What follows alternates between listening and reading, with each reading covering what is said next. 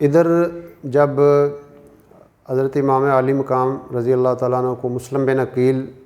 کے خطوط ملے، اور اس کے علاوہ اہل کوفہ کے بھی خطوط ان کو پہلے ہی مل چکے تھے، تقریباً 150 کے لگ بھگ خطوط ملے، اور کافی وفود بھی آپ کے پاس آ کر آپ کو مطالبہ کرنے لگے کہ آپ ہمارے ساتھ چلے۔ تو جب آپ نے سفر کا ارادہ کیا تو عبداللہ بن عباس رضی اللہ تعالیٰ نے آپ کو مشورہ دیا کہ آپ نہ جائیں، کوفے والوں پہ اعتبار نہیں کیا جا سکتا، یہ تاریخی طور پہ بھی ان کے بے وفائی کے قصے مشہور ہیں، اس وجہ سے آپ ان کے اوپر بھروسہ نہ کریں۔ لیکن آپ چونکہ عزم کر چکے تھے، عبداللہ بن زبیر کی رائے آپ کے جانے کی تھی، اور چونکہ یہ ایک وقتی طور پہ ایک دینی ضرورت سمجھ رہے تھے آپ، اس لیے آپ نے اپنا سفر شروع کر دیا۔ جب ابن زیاد کو پتہ چلا کہ امام علی مقام نے سفر شروع کر دیا ہے تو انہوں نے 1000 افراد کا دستہ حسین بن نمیر کی قیادت میں بھیجا کہ ان کو گھیر گھر کے یہاں پہ لے آیا جائے، اور وہاں پہ جب انہوں نے ان کو گھیرا ڈال لیا تو وہاں پہ امام علی مقام نے بیان کیا کہ تمہیں پتہ ہے کہ اللہ کے رسول صلی اللہ علیہ وسلم کی حدیث مبارکہ ہے کہ جب تم کسی ظالم کو دیکھو کہ وہ اللہ کی حدود میں پڑ جائے، اللہ کے حکموں کو توڑنے لگ جائے، بیت المال کو ذاتی مال سمجھنا شروع کر دے، اور اس کے علاوہ یہ ہے کہ اللہ کے احکامات کو توڑنا شروع کر دے، حلال کو حرام، حرام کو حلال کر دے، تو جو بندہ اس کا سپورٹر ہو اور وہ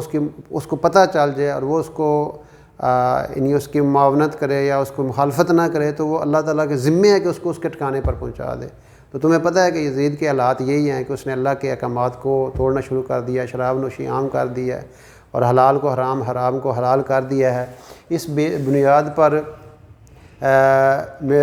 یعنی میرے ذمہ تھا کہ اس کی مخالفت کی جائے، تو یہ سفر آپ نے جاری رکھا، حتیٰ کہ ایک جگہ پہنچ کر ابن زیاد نے ایک اور خط لکھا کہ اب ان کو ایسے میدان میں لے جاؤ جہاں پہ ارد گرد آبادی نہ ہو، حتیٰ کہ آپ کو 7 محرم کو کربلا کے میدان میں پہنچا دیا گیا، اور ابن زیاد نے عمر بن سعد کی قیادت میں 4000 کا دستہ بھیجا اور یہ آرڈر جاری کیا کہ ان کے اوپر پانی بھی بند کر دیا جائے۔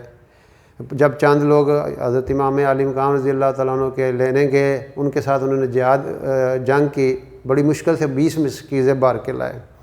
اور یہ کتنا بڑا ظلم انہوں نے کیا کہ پانی بند کر دیا، اور وہ پانی جو عام ہے ہر فرد کے لیے، انسانوں کے لیے، جانوروں کے لیے، وہ پانی آل رسول پہ بند کر دیا گیا۔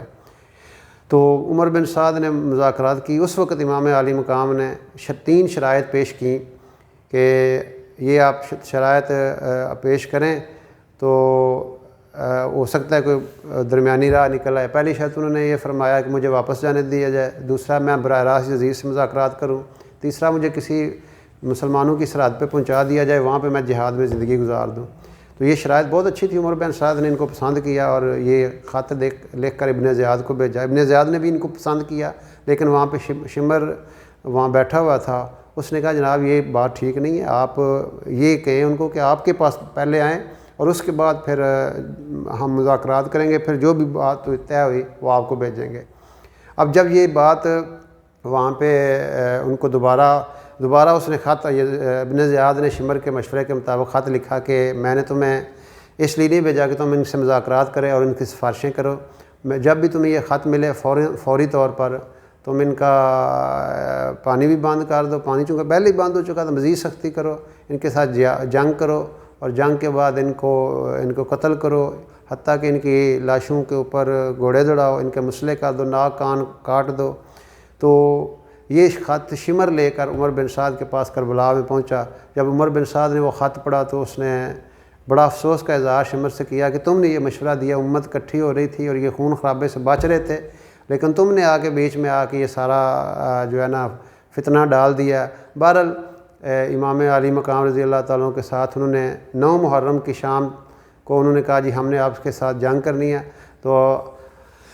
حضرت امام علی مقام رضی اللہ تعالیٰ نے فرمایا کہ آج کی رات ہمیں دو، ہم نے وصیت کرنی ہے، دعا استغفار کرنی ہے۔ عمر بن سعد اور شمر نے اپنے ساتھیوں سے مشورہ کر کے کہا ٹھیک ہے آپ کو مہلت دی جاتی ہے۔ تو آپ نے اپنے ساتھیوں کو مخاطب کیا کہ یہ لوگ میرے دشمن ہیں، یہ مجھے قتل کرنا چاہتے ہیں، آپ کے لیے اجازت ہے، آپ واپس جانا چاہیں تو چلے جائیں، اب میں آپ پہ کوئی اعتراض نہیں کروں گا۔ اور آپ کو اسی اسنا میں اونگ آئی اور رسول پاک علیہ الصلوۃ والسلام آپ سے مخاطب ہوئے کہ آج شام آپ ہمارے پاس آنے کے لیے تیار ہو جائے۔ آپ نے آہ نکالی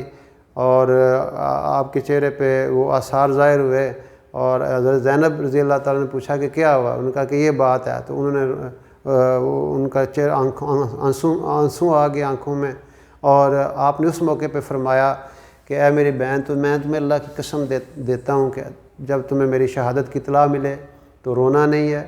چلانا نہیں ہے، اور سینہ کو بھی نہیں کرنی، سینہ نہیں پیٹنا ایسے، اور دوسرا یہ پھر فرمایا کہ اس پہ آہ و بکا نہیں کرنی اور اپنے کپڑے نہیں پھاڑنے۔ یہ اس موقع پہ حضرت زینب رضی اللہ تعالیٰ عنہا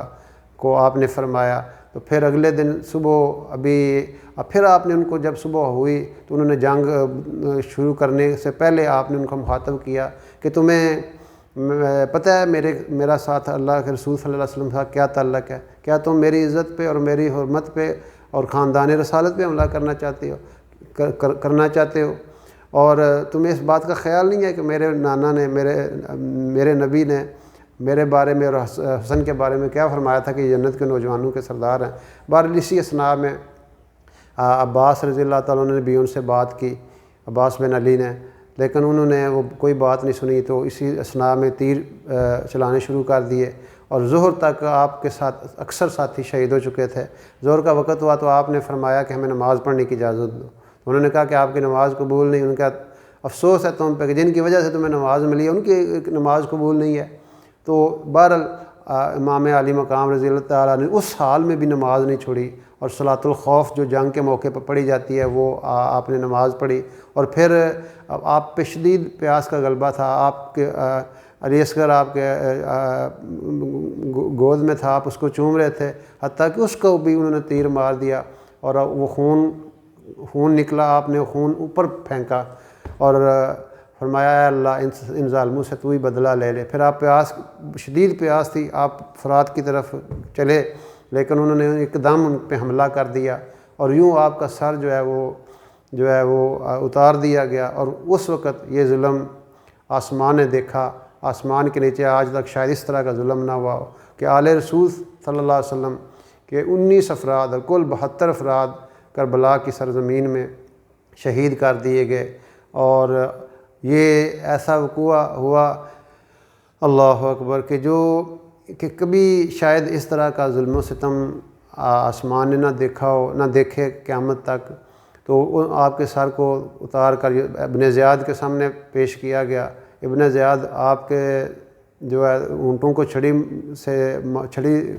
ایسے کر رہا تھا، تو زید بن ارقم صحابی رضی اللہ تعالیٰ عنہ موجود کا کہ کوئی خدا کا خوف کرو، یہ وہ اونٹ ہیں جن کو میں نے اپنے نبی علیہ الصلوۃ والسلام کو اپنے چومتے دیکھا، تم کیا کر رہے ہو؟ پھر یہ سار وہاں پہنچا دیا گیا حتیٰ کہ یہ جو اس وقت امام زین العابدین علی اصغر جو اس وقت بیمار تھے، تو ان کو بھی قتل کرنے کی، شہید کرنے کی کوشش کی گئی، لیکن انہوں نے عمر بن سعد نے مشورہ دیا کہ ایسا نہ کرو، یہ تو بیمار ہیں، انہوں نے ہمارے سے جنگ بھی نہیں کی۔ بہرحال اللہ تعالیٰ نے ان کو اس واقعہ میں بچایا، اور وہ ان کو یزید کے پاس پہنچا دیا گیا۔ اب یزید نے ان کو ظاہری طور پر ان کی بڑی عزت کی، لیکن یہ ہے کہ ان کو اپنے ساتھ بٹھایا اور معذرت کی، لیکن اس معذرت کا کیا فائدہ؟ پھر ان کو وہاں پہ بحفاظت پہنچا بھی دیا مدینہ منورہ، لیکن بعد کے ایسے واقعات، ایسے کام اس کے ہیں کہ مدینہ منورہ پہ حملہ بھی کیا، اور مدینہ منورہ کے کتنے ہی ہزاروں افراد کو شہید کر دیا گیا، اور بہت بڑا ظلم اس نے مدینہ منورہ میں کیا۔ پھر مکہ مکرمہ پہ حملہ کیا۔ تو یہ ایسا واقعہ ہے، کربلا کا واقعہ ہمیں اس بات کا سبق دیتا ہے، اس بات کی طرف متوجہ کرتا ہے کہ حق کے لیے ہر چیز قربان کی جا سکتی ہے۔ امام علی مقام نے اپنا حق کے لیے سب کچھ قربان کر دیا، اپنی اولاد تک، اپنے قریبی رشتہ دار تک، سارے اس مشن کے لیے قربان کر دیے کہ دین کے لیے، دین قیمتی ہے، اللہ کے رسول صلی اللہ علیہ وسلم کی مبارک جو لائی ہوئی شریعت ہے وہ قیمتی ہے، اس پہ کوئی جو ہے نا مقایدہ نہیں کیا جا سکتا۔ اللہ تعالیٰ ہمیں عمل کرنے کی توفیق دے۔